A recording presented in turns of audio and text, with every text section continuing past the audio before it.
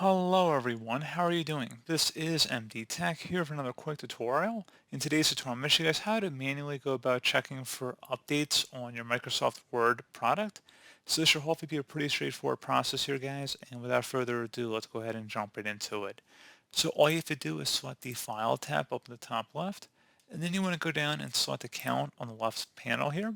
On the right side, you want to go ahead and where it says Office Updates, select the Update Options button, and select the Update Now. Check for and apply updates for Office. Go ahead and left click on that.